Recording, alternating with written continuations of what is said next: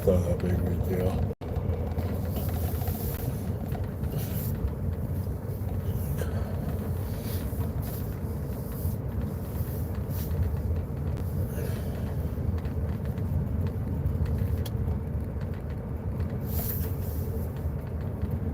I just want to try.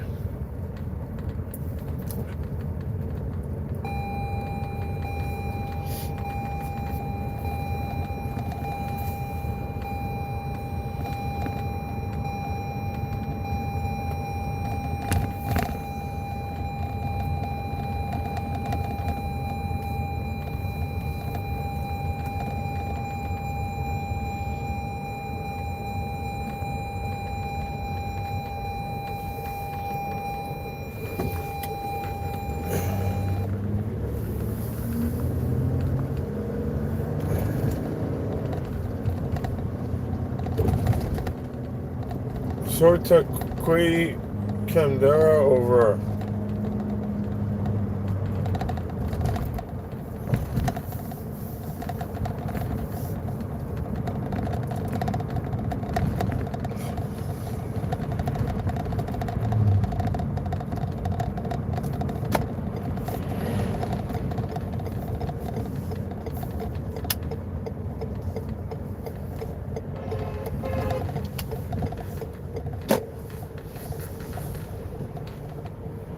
What's up?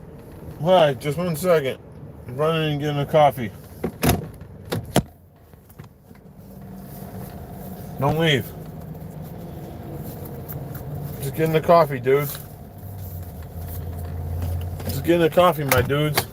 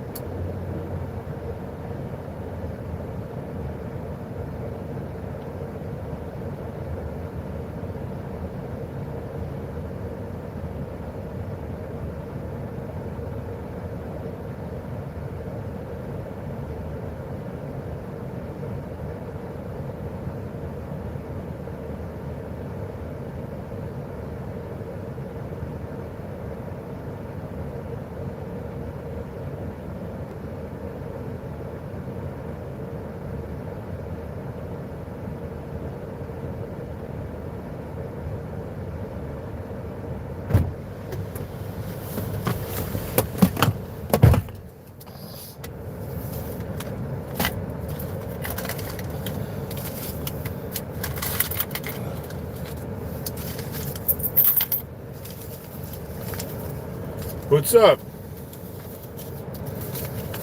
How's everyone doing this morning? Guest and Bugad?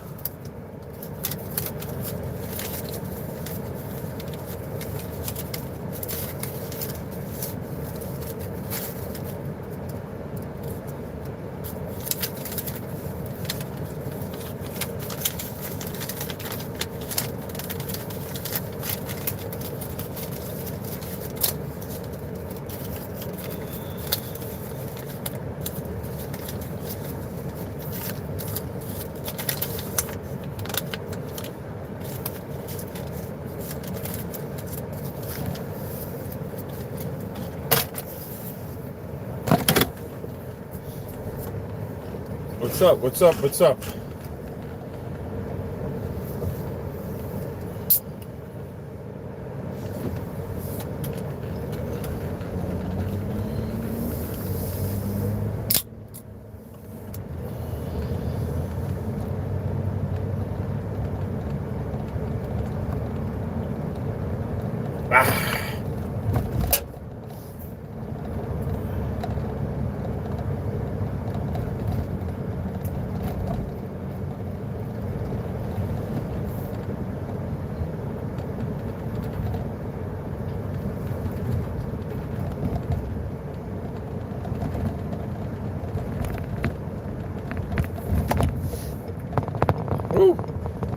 on going this way.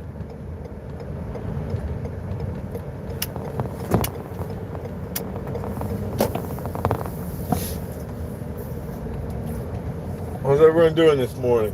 What are we up to?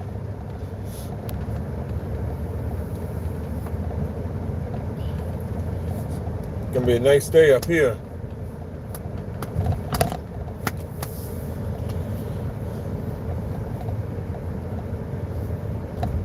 Bum bum bum bum bum bum bum bum bum bum bum bum.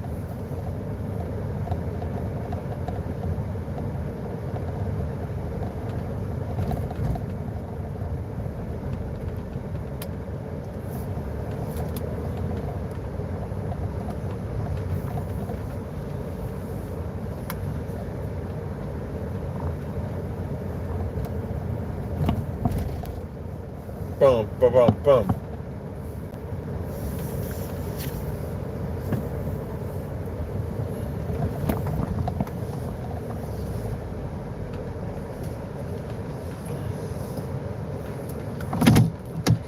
All right, stay with me. We're heading inside though.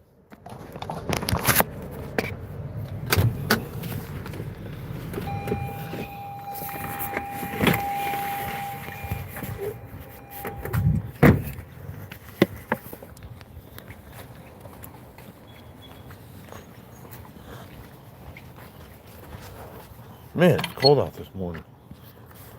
I think it's gonna be warm today. It's gonna be warm today.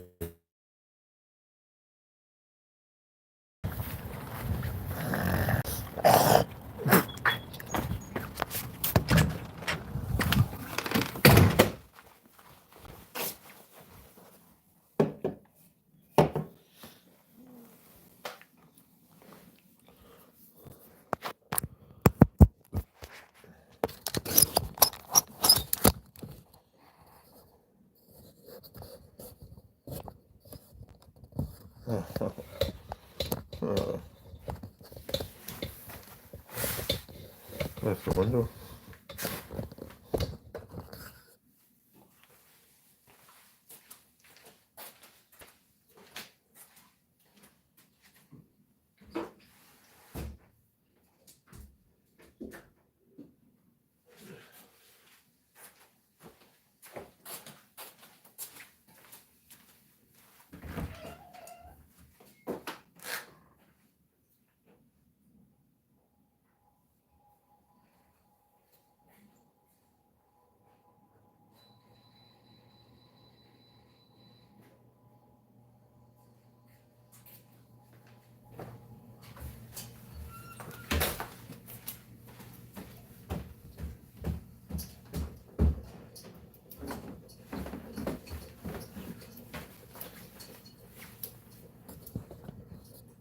Oh, I let the dog in.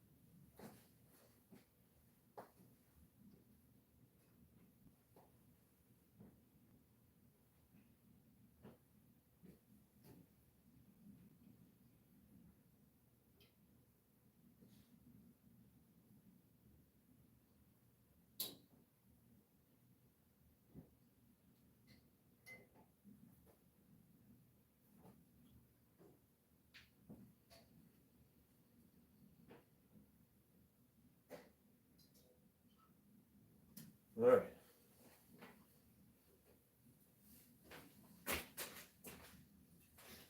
Look at that. Oh.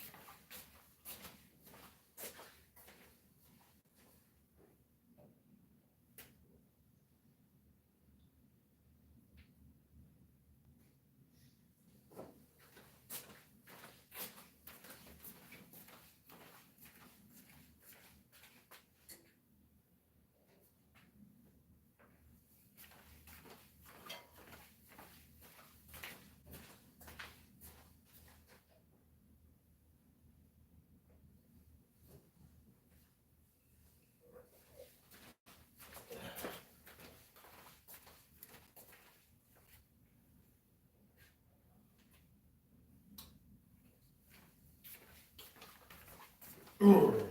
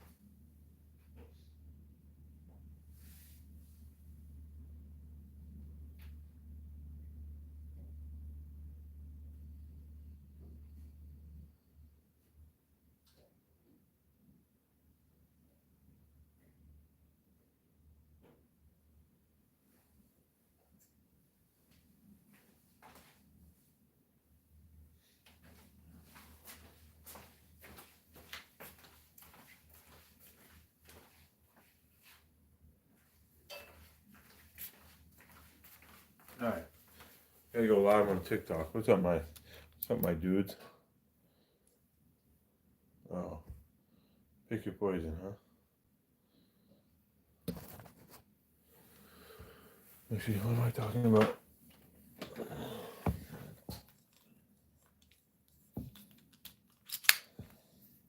Of course, charge both. I think. Yeah, that's charging.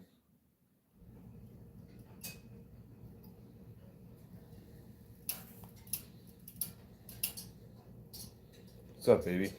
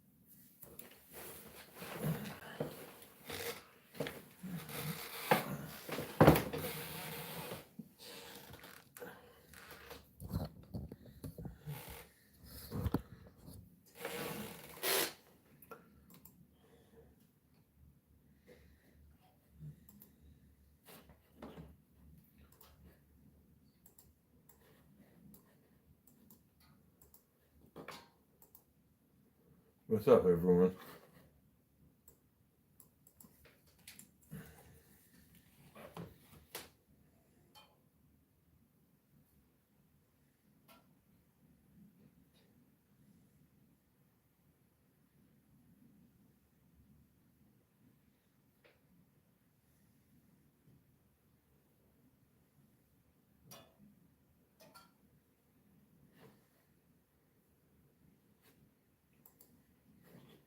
They're making fun of these kids working hard.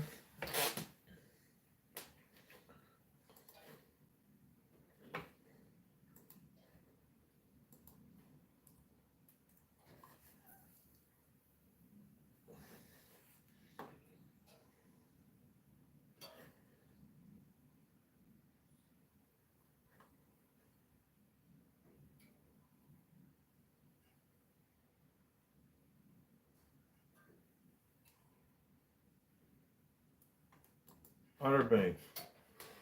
Peter.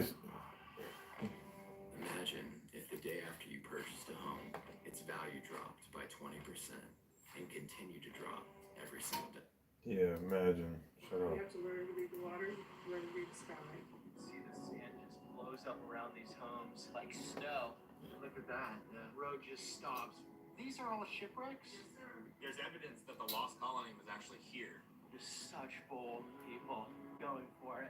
Is this the story of the Outer Banks trailer next to Newville? This is where I kind of got creative when we stopped, as far as fishing. Blackbeard was captured here. The Virginians came down, tricked him. I want to show parts of the country like this also because I think we get a skewed view of what America is right now. There is no place in the world I would rather live than where I am.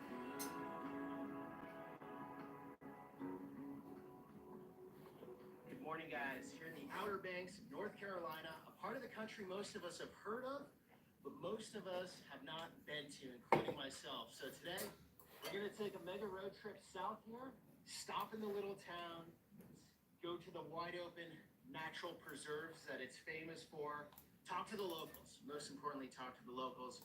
And I picked this spot for starting the video because I knew North Carolina was first in flight, but did know it started here in the Outer Banks.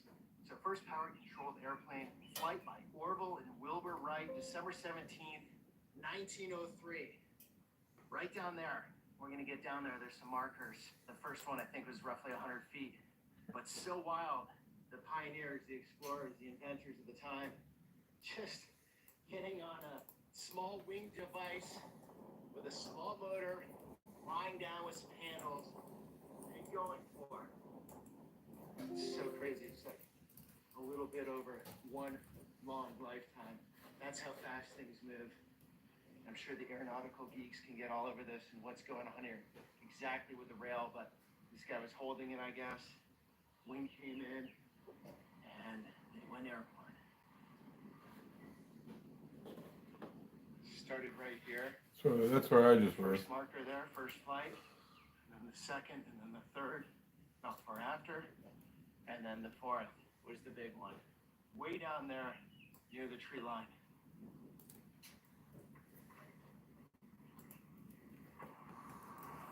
Alright guys, so we're at the north part of the Outer Banks. It goes a bit more north, but from what I've been told, it's just more touristy, more developed.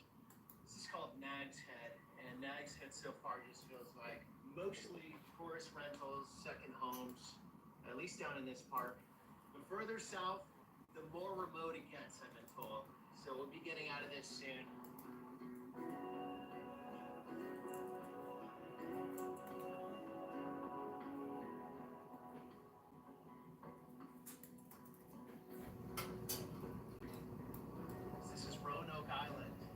One of the oldest and most mysterious places in American colonial history. In 1587, English sent over a group of more than 100 men, women, and children to establish the Roanoke colony. Now it's known as the Lost Colony because just a couple of years later, they all vanished. Nobody really knows what happened, so they say. No bodies and no buildings were found. These days, there are two small communities here, Nanio and Wanchese. We are in the latter now. And from first impressions, looks like more of a working class, more of a locals neighborhood, a local post office. This looks cool. Big lawns. little more space out here on Roanoke Island. Wanchese Harbor, looks like a lot of the seafood industry is still happening here. Some fishing boats out there. I think it was in 1980 that cement dock was built. And then you see this boat right there, you know, which I worked on that boat. That white one? I worked on it this summer. They built this for a seafood industrial park, and it quickly regulated as such as everything but. This is a dying deal. Fishing is here. Sad because, you know, this is a family-owned company here, 1936. It's the oldest fishing company on the Outer Banks. Oh, really? Yeah. I'm 53 years old. I made my living fishing. That's my boat. That's the other boat. It's my boat. Oh, it almost looks like a Navy boat. It is not. It's private longline boat. One of the very nicest private longline boats on the East Coast. Tied up working here on the dock.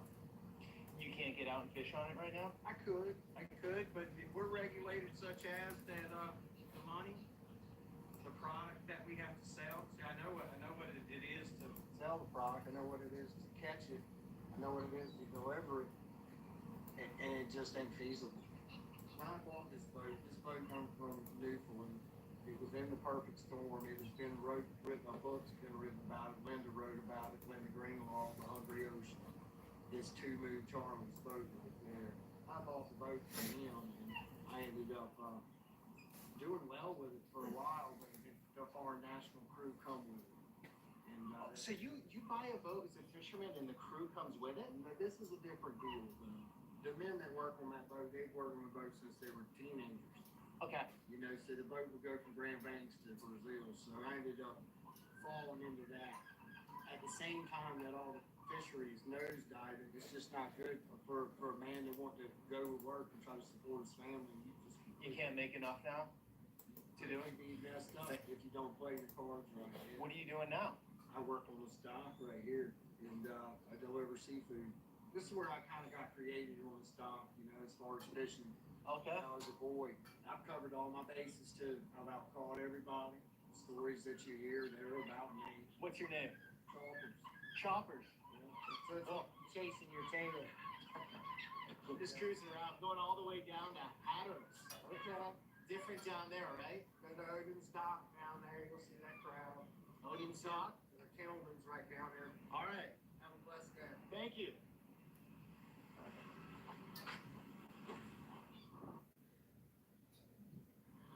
You've probably heard about Boxable's flagship product, the Casino.